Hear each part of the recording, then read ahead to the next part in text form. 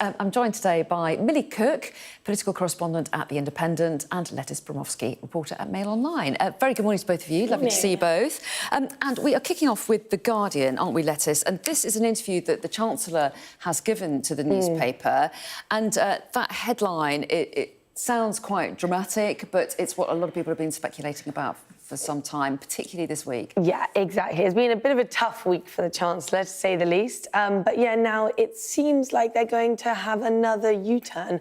I mean, realistically, when we look at this and we look at this headline now, there seems to be a bit of a problem of their own making. When we look all the way back to now, a year ago, during that general election, they sort of overpromised in what they were going to give the public, in sort of an idea that maybe they needed to overpromise in order to get in. They then get in, but obviously they had cut themselves off from the three key areas of tax rising within government. That's income tax rises, VAT and national insurance.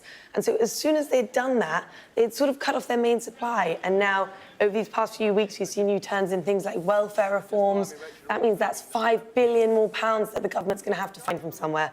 And so now we've got headlines like this saying, I can't rule out tax rises, because either she's going to betray voters by rising taxes and then she's going to lose support there, or she's going to have to cut spending and she's going to be facing a rebellion probably from within her own ranks. Well, that's right. She hasn't got very many options, has she? And it looks like fiscal discipline is still a huge priority for her. And the markets appear, I mean, it's difficult to interpret why markets move, but when there were those pictures of her looking upset in the House of Commons at Prime Minister's questions, the markets reacted poorly. They seem to like this Chancellor and her sense of fiscal discipline, so it looks unlikely that she'll change any of her rules on that front. Yeah, for sure. They certainly weren't happy when it looked like there was speculation that she might be going. And then when sort of Keir Starmer came out in support of her and made it very clear she wasn't going anywhere, they sort of bounced back. So it does suggest that they're keen on the way that she's very strict with fiscal discipline and she puts that as a priority. But equally, this talking about tax rises in this way is a significant shift in tone, and it raises an awful lot of questions about sort of what the next move is and how we proceed for Labour and sort of how the public's going to take that as well. Well, yeah, and how do you think the public would react? I mean, given, as Lettice says, that there've been promises about taxes made in the past. I mean, Rachel Reeves might argue there have been a lot of global influences that have made my hand more difficult, not least Trump tariffs, for example. I mean, do you think the public will understand? I mean, I think there was a little bit of goodwill when tariffs were announced. I think at the moment, there's been so much toing and froing by Labour, and it feels an awful lot like people are getting increasingly frustrated with sort of them failing to have one clear direction, them not being able to trust them on where they're going to go next. Rises, they said they weren't going to do it, and they were very clear. They boxed themselves in saying they weren't going to sort of raise tax on working people.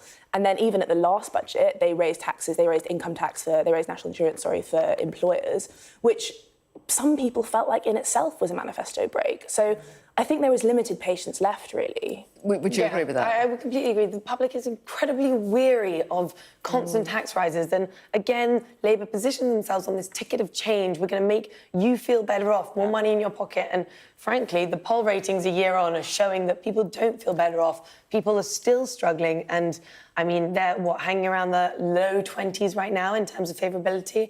It's not a good position for them to be in. And, of course, Labour inherited taxes at a very high rate under the Tories as well. Exactly. I guess it starts at a high level. Exactly, and sort of the in-tray of troubles, and I know we'll go on to this in a bit, they inherited. So it's not all down to them, but they've overpromised, and right now they haven't really managed to deliver on that much at all. Let's take a look at the Telegraph's front page. It's their second story. Taxes on wealth harm growth. This is according, the paper says, to the Prime Minister's policy chief. So one of the options might be wealth taxes. This is suggesting that the Prime Minister's been advised against that.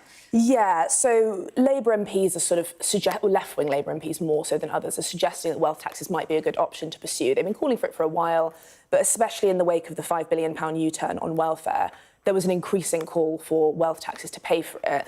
But now we've got a warning from Liz Lloyd, who is the Prime Minister's Director of Policy Delivery, that it could harm growth. So with anything like a wealth tax, there's always fears about harming the richest in society because they do contribute a huge amount to the economy. But then Labour MPs are saying that it should be those with the broadest shoulders that pay. And I think this sort of speaks to the issue that a lot of Labour MPs are now sort of more left-wing than the Prime Minister, who is trying to drive his party to the right to take on the threat of reform.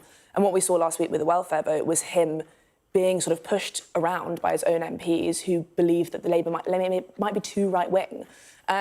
So I think that this is sort of that tension between the Prime Minister, his team, and then his own MPs, and sort of, again, where they go next when it comes to paying for all their promises. Absolutely. It's going to be a fascinating budget when the time comes.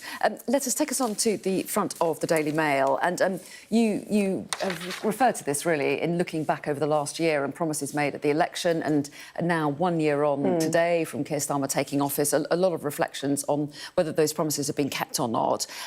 Obviously, the Tories, as you would imagine, saying it's been a year of failure. Talk us through Exactly. this. Unsurprisingly critical, you can say, from Kemi coming out here and saying that, yeah, it's been a year of lies and failure.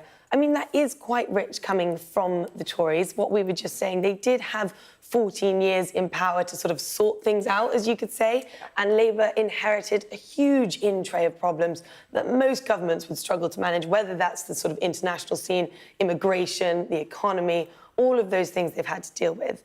It has been there, and it's undoubtedly that they haven't achieved as much as perhaps even Labour would have wanted to achieve at this stage. And I think what this story is really showing as well, though, is that Kemi and the Tories are struggling to cut through significantly. This is her coming out and trying to slam them and saying they've had this terrible year, but they have had a terrible year, Labour, but so have the Tories. The only people who seem to be performing well at the moment is Reform. They're the only people who, in some ways, can say, we are the ticket of change, because they're the only ones who haven't had a real opportunity to prove themselves. Now, in our latest sort of metric, you can say, the local elections, Labour lost 2/3 of the seats that they were fighting for. Reform won almost 600 seats. I mean, it was a huge shift in change. And now, really, it's how Reform can sort of move that dial and show that they can actually control power that they have. Indeed, and now we're hearing about a new left-wing party as well, but we don't have time to discuss that now. We're out of time, but you'll both be back in the next hour, so thank you for the moment. I'm Stephen Murphy, and I'm Sky's Ireland correspondent based here in Dublin.